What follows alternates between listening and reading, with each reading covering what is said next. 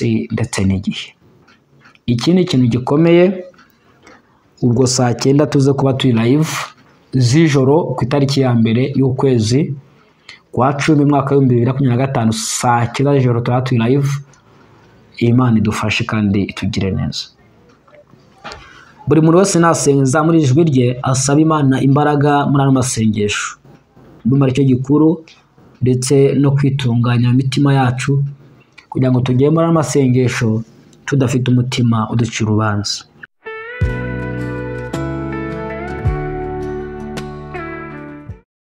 Yesu nashimwe bakoze Imana bene data. Imana iduhana umugisha mu izina rya Yesu Kristo. Dushimye Imana kubw'uyu mwanya mwiza itwemereye ikongera kuduha. Haleluya. Yego ntabwo byoroshye ariko Imana niyo kwizerwa. Mu bino mu byiza tugomba gushima Imana. Mugabo witwa Habakuki yaravuze ngo n'imiti nitatoha agahingira ubusa imyelayo amashyo agashira mu biraro, unakabuza nta kintu kizatuma nishimira iki, nishimira Imana. Mu ntambara ibigeragezo waba urimo komeza wihangane kandi ntazagira ikintu kimwe kigukura ku Mana. Uzakomeze wizerere muri Kristo, wizerere mu Mana. Naho umuntu yahomba byose ariko akakomeza kwizera, akizera Imana, akaba umwizerwa no mu ntambara no mu bigeragezo, agakomeza kuba umwizerwa, nta kintu biba bitwaye. Kandi nyuma y'ibyo bigeragezo ubuzima burakomeza, Imana igatanga intsinzi. Hanyuma nk'uko mubizi bamwe muri mwebwe tugira amasengesho ngaruka kwezi, bivuze ngo ejo kwa gatatu ku itariki ya mbere kugeza kwa gatandatu tuzatuma amasengesho y'iminsi 3. Nubwo wenda ibya channel yitwa Bohorwa TV bikiri gukurikiranwa, tutazi ngo imeze gute, bizanarangira gute, ntabwo byatuma tudasenga ngo dufate umwanya wo kongera kwimbera Imana no gusenga nkuko twari tubimenyereye. Nta cyatubuza. So twafashe rero iyi YouTube channel, hari uwayikoreshaga twabaye tuyimwatse kugira ngo tuyikorereho ivugabutumwa. Nubwo yari yarigeze twageze kuyikoresha ariko uyu munsi hari uwari usigaye ayikoresha. Icyo twabasaba ni ukumenya ko uvugabutumwa rigiye kujya rinyura hano mu gihe Bohorwa TV ikiri gukurikiranwa. Bahindaguye amazina, bahindagura ibintu byinshi bitandukanye. Amahirwe yo kugaruka ari nko kuri 20%, kuko twandikiye Google batubwira ko barimo barabikurikirana. Nabwo ni ukuyiboroka kugira ngo habeho nko kuyiburana no kwerekana ibihamya cyangwa se proof, kubera ko hari igihe nawe ahita yandikira Google cyangwa YouTube akavuga ko ari iye. Numva mwese mukandikira YouTube muri babiri muvuga ko ari yanyu, mwati ni yanyu, mwati ni yanjye. Numva ni ibintu ushobora no gutwara igihe kinini. Nabimenye uyu munsi ko bishaka kuza gutwara igihe kinini. Ndavuga ni rero reka dukomeze gahunda zacu. Yego amasengesho niyo tugiye kuvugaho, niyo tugiye gutegura kuvugaho uyu munsi. Tuzatangira ejo saa 9 z'ijoro. Ndabizi neza ko ari abantu benshi batazamenya ibyabaye. Iyaba twari turimo turakontorora Bohorwa TV tuba wenda twagatanze itangazo, ariko ntabwo turi kuyikontorora. So rero wowe ubashe kuri hano, ni utarakora subscribe, kora subscribe kugira ngo ivugabutumwa itazajya rigucika. Ukande subscribe ndetse ukane no kunzogera ku bantu bisobanukiye cyangwa se ku bantu babyereka. Niba ukoresha telefone y'Igifaransa naho handitse s'abonner, niba ukoresha telefone y'Icyongereza naho ku ibara ry'umutuku cyangwa se ry'umukara bitewe naho uri kuturebera, andikaho ngo ukirikeho kugira ngo tujye tubana umunsi ku munsi, wundi kandi na like. Hanyuma niba hari umuntu uzi wakurikiranaga Bohorwa TV umwoherereze ino link musharinge kugira ngo ubutumwa bwiza buzajye basha kumugeraho. Ibindi dukomeze dusenge tuzarebe ikizavamo. Tudatinze rero reka dusenge Imana, hanyuma tuganire ku masengesho y'ejo y'iminsi 3. Kandi urumva nta kintu kizatuza gusenga, azaba ari amasengesho y'imbaraga. Uwiteka Mana yo mu ijuru, turagushima kuko ujya umenya byose. Uri Imana idahishwa kandi uri Imana yuzuye imbaraga n'ububasha ndetse n'ubushobozi. turi imbere yawe aka kanya nk'itsinda rinini risenga, turakwinginga kugira ngo uze kubana natwe mu izina rya Yesu Kristo. Buri muntu ahantu aherereye hirya no hino ku isi, ndazi ko ijoro ryawe ririmo riramureba, umve gusenga ko no gutaka kwe mu izina rya Yesu Kristo w'i Nazareti. Utwambike imbaraga zo gukora aya masengesho, kandi ko Uwiteka udushoboze kuyasenga. Tugusabye imbaraga z'umubiri, tugusabye ubwenge n'ubuhanga n'umwuka wera mu izina rya Yesu Kristo w'i Nazareti. Turakwinginga kugira ngo aya masengesho y'iminsi 3 ibyifuzo bene data bari buze kwandika ku makaye yabo, ku mpapuro, muri telefone, turaza gushyira imbere yawe Uwiteka. Turakwinginze tuzabona ubutabazi. Turabizi neza ko hari amashimwe atandukanye y'amasengesho yatambutse hano ku Rwa TV. Uwiteka Mwami Imana yacu, n'uyu munsi nabwo twiyereke mu izina rya Yesu Kristo muri amasengesho y'iminsi 3. Ukore ku muntu uwo ari we wese turimo turasengana mu izina rya Yesu Kristo. Twambike imbaraga mu isi y'umwuka, kandi uduhe kunesha byose mu izina rya Yesu Kristo. Ni amasengesho yo gusenya ibicaniro bya Satani, gukuraho ibitambo by'umwijima, gusengera ubuzima bwacu muri izi mpera z'umwaka, abana bacu, abo twashakanye, ibyo dukora, kugira ngo Uwiteka Mwami Imana yacu uhanagure inzandiko zose ziturega, uzibambe ku musaraba mu izina rya Yesu Kristo, maze neza n'urukundo rwawe bikomeze kugaragara ku buzima bwacu. Tubisabye Imana Data, Umwana ndetse n'Umwuka Wera. Amen. Imana iguhe umugisha rero, Imana ikugire neza. Ndagira ngo unyumve neza witonze. Intego y'amasengesho y'ukwezi kwa 10 ni ugusenya ibitambo bya Satani, ndetse no kuyobya umugambi wa Satani ku buzima bwacu, kurinda ubuzima bwacu bw'umwuka n'ubw'umubiri muri zimera z'umwaka by'umwihariko, ndetse n'imiryango yacu. Nagiye mfata umwanya kubisobanura, murabizi mu minsi ishize. Nagiye mbabwira ko abanyamasengesho cyangwa se ab'inginzi ni abantu Imana iba yifuza ko basenga cyane mu mpera z'umwaka. Even n'ugiye mu bisere mu mico yabo, mu mpera z'umwaka byabaga ari ibintu bindi.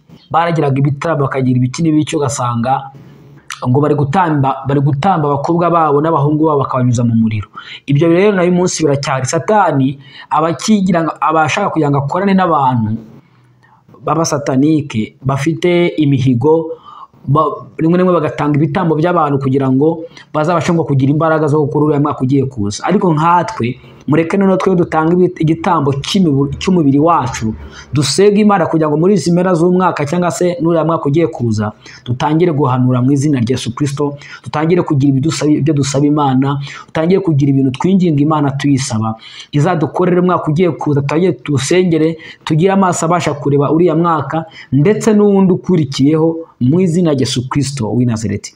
Rero niyo ntego yacu, ni ugusenya ibyo bintu byose bijya bikorwa mu isi y'umwuka ku buzima bwacu. Ikindi kintu gikomeye narabwiye ngo ni ukumera nka Didiyoni muri amasengesho.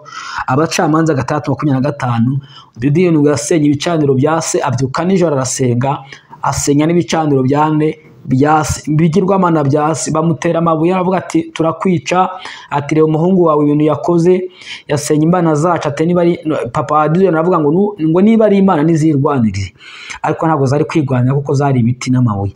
Nibyo rero tuzatuma turasenya mu izina rya Yesu Kristo w'i Nazareti. Mu byanditswe nateguye Abacamanza 3:25, Didiyoni asenya ibicaniro bya se. Abakolosayi 2:14, ihanaguriye urwandiko rw'imihango rwaturegaga, irudukuzaho kurubamba ku musaraba. Sinzi urwandiko rukurega, sinzi, ariko Imana irukureho kurubamba ku musaraba mu izina rya Yesu. Abaheburayo 12:24, ngo twegera amaraso y'igiciro aminjagirwa avuga ibyiza kuruta y'Abeli. Muribuka ko Abeli yishwe na Gahini, ngo amaraso y'Abeli atangira gutaka mu butaka. None mu Isezerano Rishya havuga ko ngo amaraso twegereye noneho avuga ibyiza kuruta y'Abeli. Sinzi amaraso arimo aravuga ibibi ku buzima bwawe, ariko ihanagura inzandiko ziturega, izibamba ku musaraba, izivuga hejuru. Zaturegaga ibyaha, zaturegaga ibyo bintu bitandukanye. Natwe muri amasengesho, niba hari urwandiko rukuriho, yaba ari urwo gusara, kutabyara, irwo ari rwo rwose rukuriho, twinginga Imana izarubambe ku musaraba muri iyi minsi 3. Kandi birashoboka mu izina rya Yesu Kristo w'i Nazareti. Cya kintu ababwiye cyo gusenya ibitambo bya Satani, impfu, impanuka n'ibiki, muri Zaburi 118:17 hari amagambo akomeye cyane ngo sinzapfa ahubwo nzarama. ntekereza abantu imirimo uteka Imana yakoze. Bivuze iki rero? Mu gusenya bya bindi byose bishaka guhitana abantu, tuzaba turimo turakubita hasi Satani, tumubwira ngo Satani we, haranditswe ngo ntabwo tuzapfa tuzarama, dutekereza abantu imirimo n'ibitangaza. Uwo Satani ibyo yagabye tubihagarike mu izina rya Yesu Kristo w'i Nazareti. Haleluya. Dutangaza umugambi w'Imana ku buzima bwacu muri aya masengesho y'iminsi igera muri 3. Haleluya. Icyo umukristo rero akwiye ko wenda yakora, cyangwa se umunyamasengesho ushaka gusenga amasengesho, icya mbere ni ukwitegura mu mutima wawe, ukaba clear, very clear, ukisuzuma, ukareba niba nta cyaha ufite, nta nzika, nta kutababarira, nta mbega, ukareba niba mu mutima wawe ibintu bimeze neza. Ugasaba Imana ngo Mana mbabarira ibyaha byanjye byose n'ibicumuro byose, ukabanza ukiyeza mbere ko winjira mu masengesho.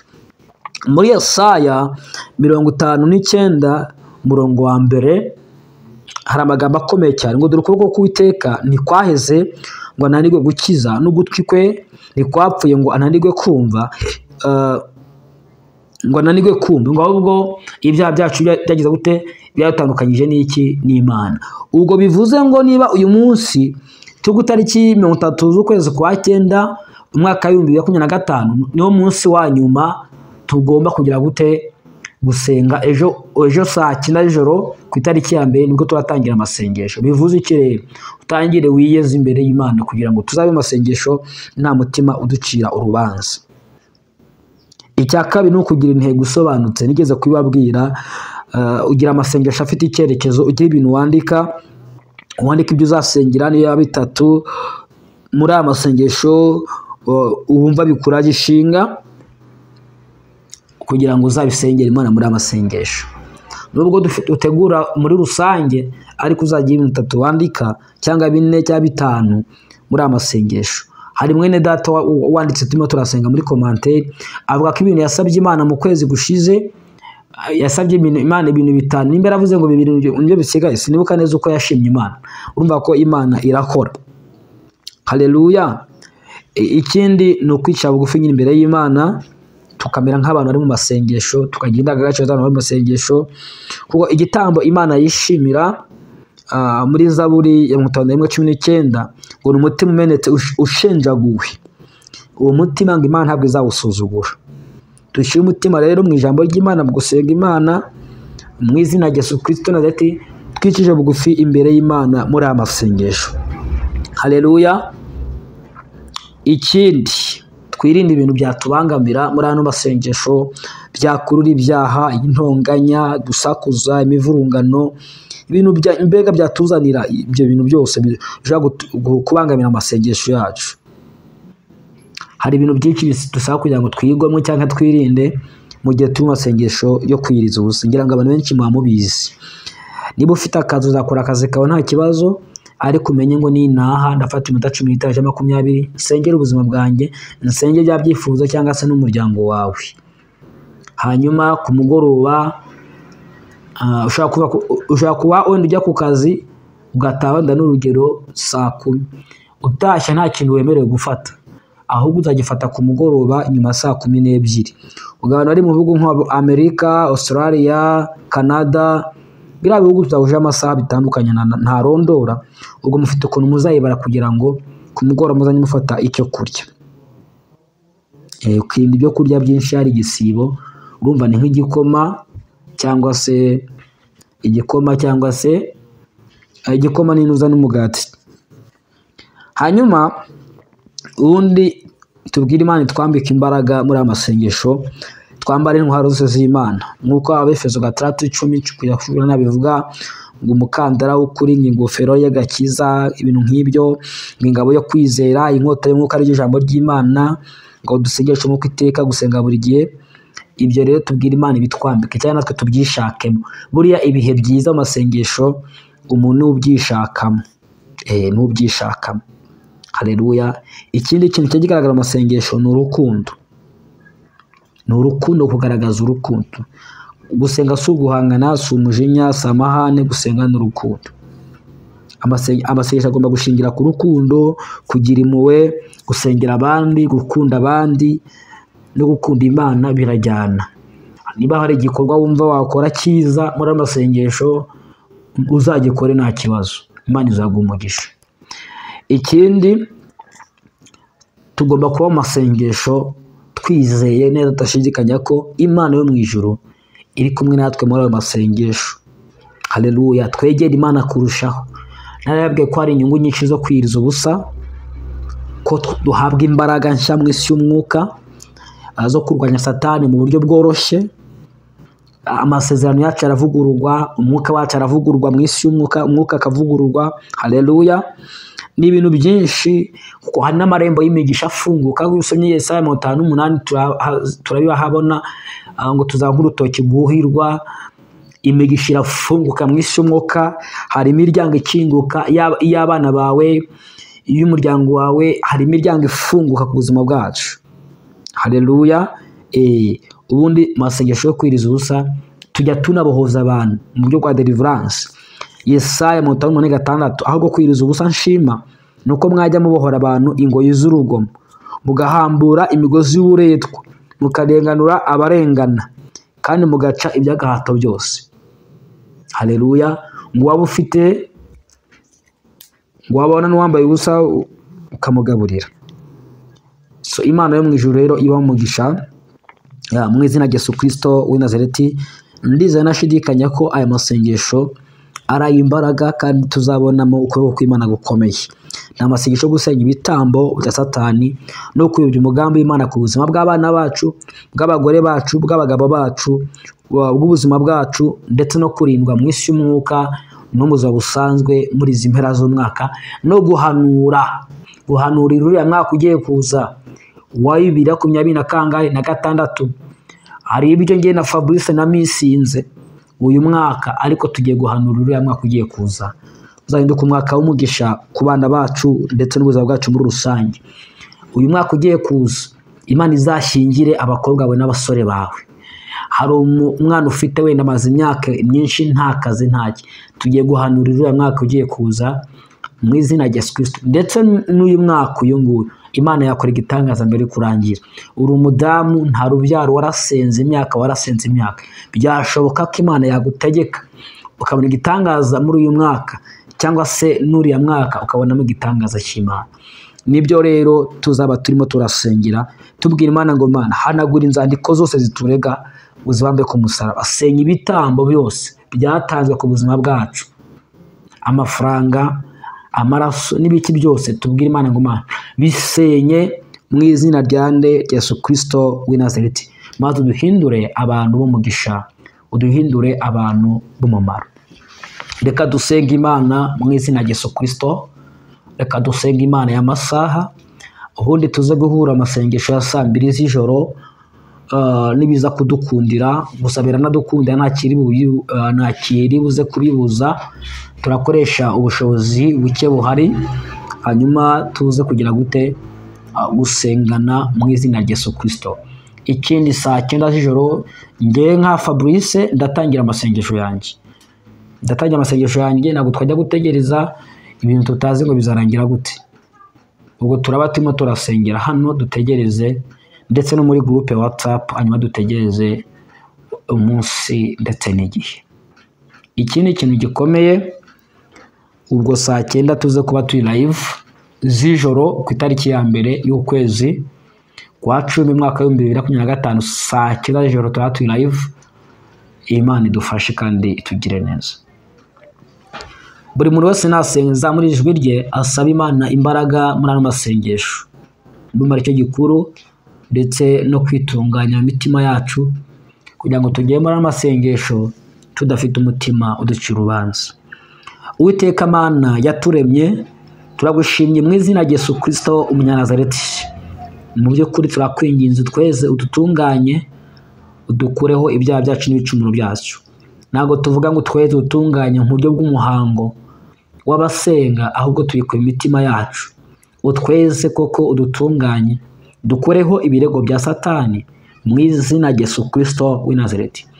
Ndi kumwe n'abantu batari bakeya bizera kandi bakizera amasengesho n'ijambo ryawe, bafite umutima wo gusenga koko. ndetse bumva bakunze Imana.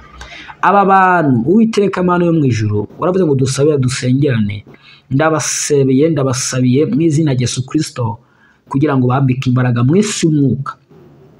Ube kumenya strategy Satani akoresha kugira ngo arwanye amasengesho, umuntu acika intege cyangwa amasengesho ya parike yatangiye cyangwa se ye kuyasenga yabipanze. Ayo mayeri yose ya Satani uyaturinde mu izina rya Yesu Kristo. Nubwo hari biri kugenda bivuka bigaragaza ko ari ibitero bya Satani, ariko turakwinginga Uwiteka uduhagararireho kandi utubere Imana mu izina ry'umwami wacu Yesu Kristo wapfuye akazuka.